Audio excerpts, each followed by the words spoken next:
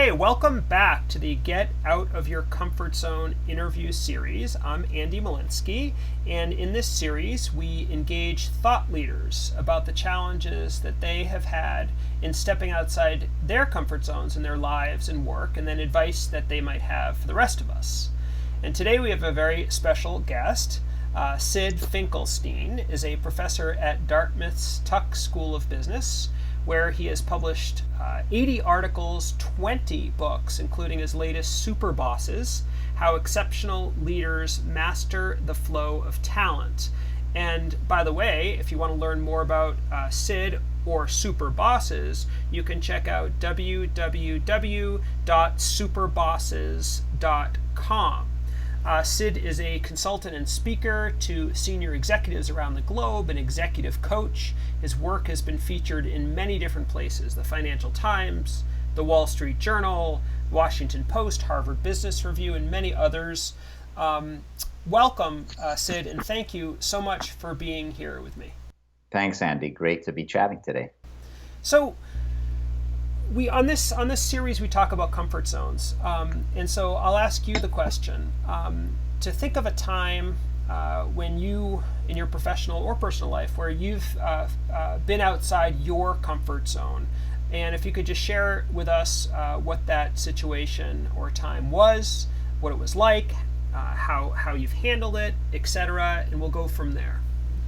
So in some ways, I mean, such a great question and topic. In some ways, it's so closely aligned to how things have kind of played out for me and almost my own philosophy about how to live a life.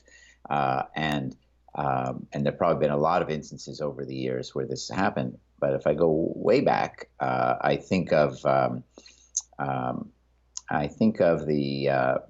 time when I just graduated from college, and I was in graduate school, and I grew up in Montreal, by the way, in Canada, and I went to a school there called Concordia University. And for whatever reason, they asked me to come back at the age of 23, I believe, to be a teacher, an instructor on the faculty. I didn't have a PhD, of course, by then at that point, but they wanted me to be to come back, and it was kind of odd. I was 23. My students were 21 or 20 or 22 on occasion. But I had that opportunity, and I suppose that's definitely getting way out of your comfort zone, because I didn't know how to teach. Even then, I'm happy to say, in an odd way, I knew I actually didn't know a lot. And in retrospect, what I didn't know is rather stunning at that age. But even then, I knew how little I knew relative to, say, my old-time professors that had been at this for 10, 20, 30, 40 years even. But I did it, and I remember working like crazy to try to figure this out, and preparing, reading everything I can to be able to prepare for class. And I had a 2-year appointment, and it was overall, I think it was quite successful. The students liked me. I did reasonably well in the classroom. And what happened is, after the first year, just a bit after the first year, as you know, in academic world, there's a long time horizon to being hired or getting contracts renewed. And I had anticipated that I would stay there for another 2 years or longer. And so when my contract came up early in year 2, I was told quite clearly that they were not going to renew my contract. And that was quite a shock, because I had, as I said, I'd done well. It wasn't because I was a lousy teacher, but it was actually a very wise department chair who said to me, if you really want to do this for your career, you got to get serious about it, and you got to get a PhD, which I look back on that, Andy, and I think this is somebody that really did me a gigantic favor, because as an instructor, he could have had me teaching more than regular faculty, which I had already been doing, at a price point way below everybody else, and would have been quite beneficial for his management of the budget. But he did something quite different, which is he kicked me out of there and said, "You got to go do this seriously and go get a PhD." And so I ended up doing that. And so that lesson stayed in my head for a very, very long time. that number one, while standing in front of a class and teaching students that are a year or two younger than you something is a big challenge. You can figure it out, and you might not be perfect at it. In fact, I most certainly was not perfect, but you can work it out. You can do it, and it gave me a huge amount of confidence as I started to go forward in my career. And as I said earlier, it really became a theme for me as I looked at my own academic career and the things that I've done, from research to spreading out to writing and consulting and executive coaching and many other things. I've really adopted an entrepreneurial mindset. And entrepreneurs, almost by definition, will be more willing to and actually do take themselves out of their comfort zone, because that's where the action is. That's where you need to create something new. And so that early lesson stayed with me for a very long time. That's really interesting. It's funny to reflect back on that time. I had a similar experience being quite young in front of a class of very young people. I remember how much of an imposter I felt. So a question I have for you, when I think about your story, you described it as the folks at Concordia asked you to come back and teach. I assume you had a choice there in the matter. And I imagine that some people, given that choice of, stepping into a classroom with absolutely no experience, teaching people similar age, and so on, that many people who might even be interested might say, no way, right? The fear would get the best of them, the anxiety, the feelings of being an imposter, and so on. But you said yes. Any insight into why? Well, it's a great framing, Andy. I did say yes.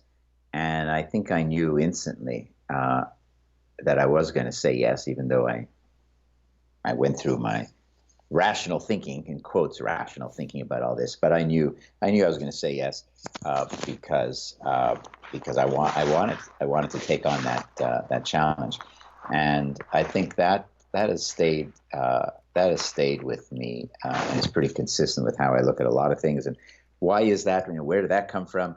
Then again, some complicated things about who we are as people and why we think the way that we do. But I will say that as I've gotten older, I've come to understand a lot more about why I've done what I've done over the years. Self-awareness is such a wonderful, scary thing to develop. And I knew that I could not waste the opportunity that I had to of course, to live a life, if you want to start right there, but to accomplish things, to fulfill and hopefully surpass the potential that I had. And so moving out of my comfort zone wasn't really how I framed it. It was obvious I was going to do it, because the really fundamental goal was not fulfilling, but actually making a difference in the years that I have had in my life, and hopefully have a whole bunch more, to make a difference in whatever way I possibly can. And that's probably my philosophy as closest to my philosophy of life. And so you think back and you reflect on this, it's not something I would have been able to articulate, when I was 23. But talking to you now, I could easily see that that was really the main driver behind the scenes. Do you remember feeling? I know it's a long time ago, but do you remember feeling uncertain or anxious about it, or was it just sort of this feeling of, "Yep, I'm doing it"? I was terrified. Yeah. I had no idea whether I could do it. I knew I was going to do it. I didn't know that I could do it. Deep down, I think I must have thought I could do it, but it was far from a foregone conclusion. And part of that is, when people are, this is kind of an interesting thing. People can be innately humble or thoughtful about the challenges in front of them, or they could be very, very confident about them. And I've actually discovered over time that for many people, we embody both of those things at the same time, even though we seldom think about it that way. That many of us are have a degree of humility and fear, which might translate into some fear or uncertainty. Can we really do it? But at the same time, have the confidence to persevere and do whatever needs to get done, even if it's difficult, even if it's uncomfortable. I didn't choose it because it was uncomfortable. That was the side effect that I had to deal with in trying to get to where I wanted to get to. So it sounds like also there was some sort of conviction that you had that pushed you forward. So you were anxious. It was outside your comfort zone in terms of skill for sure. But you knew you wanted to do it. You wanted to achieve, and so on. If you were presented with another opportunity by someone else, someone said, you know what, I've got a manufacturing company, I want you to be the head of it, or a manager in the manufacturing company, or I want you to do, I don't know, in Montreal, we've got a bagel factory, I want you to be in charge of making those Montreal bagels.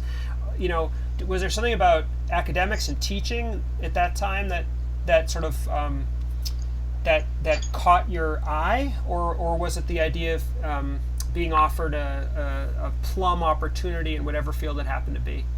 Yeah, I don't think it was actually that it was academic, even though that's of course become my career. I really didn't know what it is I wanted to do.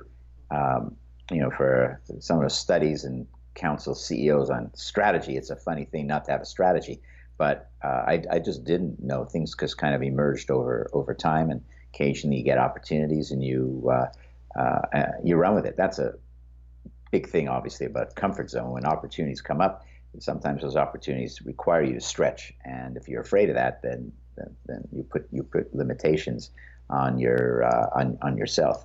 As far as other opportunities, it's very interesting the way you phrase the question. If somebody wanted me to run a manufacturing plant today, well, the answer would be absolutely not.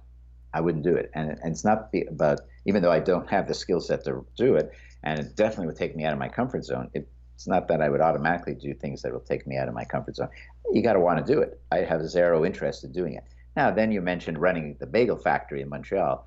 Well, that's another story. I'm a big foodie, and I actually could imagine doing a thing like that, even though that would be, really difficult as well. So, but that's someone who's been, working for several decades and has thought about things and I think what I've done, and that wouldn't necessarily have been the case at the age of 23, but what I've done is I understand, or at least have a sense of the difference between what it is I really want to do versus something that is just a challenge. There's a lot of challenges out there, and they're great, but they got to be the right ones for you. So, fast forward now, you're very experienced. I read your bio to folks. You've got tremendous set of accomplishments and so on, doing all sorts of things. How about nowadays? Is there something this was early in your career, when I imagine it sounds like you've got a real growth type of mindset. You do take on very entrepreneurial activities. As an academic, you've stretched in a lot of interesting ways. Is there anything recently that strikes you as having been somewhat outside your comfort zone that you sort of applied the same framework to, or not? I'm curious nowadays. Mm-hmm. Mm-hmm. I think on a couple of dimensions. One is very directly related to my own career, and the other one is not. The one that's more directed towards the career, it's actually something I've been doing all the way through, which is, and you understand the academic world very well, obviously, so you know what some of the opportunities are that come across that are along the lines of coaching and consulting, and but even writing books for a big audience, like Super Bosses or earlier Why Smart Executives Fail. In the academic world, those are high-risk things to be doing for a variety of reasons, including the fact, and maybe most directly because they're not, quote, traditional research, as you know. And your reputation as an academic depends almost entirely on your ability to produce highly technical academic articles that are published in top academic journals. And when you write a book, historically, a lot of people look down at that and say, "Oh, that's not real research." I was not worried about that when I embarked on that, and I've continued to do that. The second, I've written a lot of books, as you mentioned earlier, but there's really only been a small number that have been very research oriented, but for a wide audience that are very, very practical. And writing the second book, the Super Bosses book, I call it the second one after Why Smart Executives Fail. Again, there have been others, but those are the two that are the standouts in terms of going towards a wide audience. Why Smart Executives Fail was a bestseller in Wall Street Journal and many other places. And coming up with another book after you've had that success is a place where you're more likely to have some regression to the mean and be less likely to be successful. But I was completely unafraid I wasn't worried about that. So in the academic arena, you go for it. And by the way, some of the best leaders that I've studied or worked with have exactly this type of mindset, whether you want to call it a growth mindset. I use the term, in fact, in Super Bosses, I use the term, I call these people sharks, which is to say how sharks are always swimming and looking for the next thing. Great leaders, I think, are like that as well. And I don't mean going from one company to another necessarily, but taking on a new challenge and always looking for that next challenge. I mentioned that more recently there's been in my personal life or non-academic life, and there's actually a bunch of things, some of which I've gotten to and some of which I haven't, that are very high on my list. And the one that I've done already, and I've done now for a few years, and I'm taking a bit of a pause, is I've started teaching 9 and 10-year-old kids writing in an after-school program, and that's turned out to be unbelievably rewarding and really exciting. And these kids have just embraced it. But in a way, it takes you back. It could take you back to your roots as a teacher, where you're teaching something of tremendous value to those kids, but doing it in a way. If these kids are going to do it in an after-school program, you can be sure you're not sitting there at desks, doing what they've done all day, and these classes, these enrichment classes have become really creativity exercises. Listen to a song and write a little bit about that, or all kinds of different techniques I've used, and that's turned out to be really, really rewarding. And I intend, as I find more time or make more time away from traditional academic pursuits, to do more of these types of things, where whether you want to call it giving back, whether you want to call it going back to kind of a true love of writing for the sake of writing, or trying to impact or educate or help other people. All of those things, I think, are becoming more and more important, and are all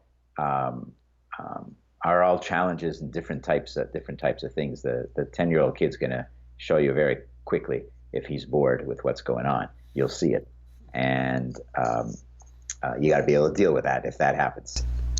I know that very well. I have a 10-year-old kid. Yes, the eye roll, I know. So this has been really interesting. I just want to say one last comment here, and this has been such an interesting interview because, I hear in your story, in your earlier description, in your current description, it's almost like you describe your passions, your interests, your ambitions, even when you said you're a foodie, someone who's a foodie indulges, right? It enjoys. And there's something about the enjoyment that you talked about in terms of the food, but that's reflected in your work, that's reflected in your passions, that I guess in these circumstances, a comfort zone almost becomes a speed bump, right? Maybe you slow down a little bit, but what's driving the train is your ambition, your interest, what you're going for. And I think that's a really cool lesson for everybody. Yeah, that's a great way to kind of summarize it. And the ambition is about fulfilling, is to have a fulfilling life that contributes in a variety of different ways. That's really what the ambition is all about. Not to know that when you're done after whatever number of years, something happened and you made a little difference somewhere. That's what it's about. Yeah, I think that's a great message for everybody. So, thank you so much. Check out Sid's webpage, www.superbosses.com. Thank you so much for being here today, and I really enjoyed it. Thank you, Andy. Great to be on with you.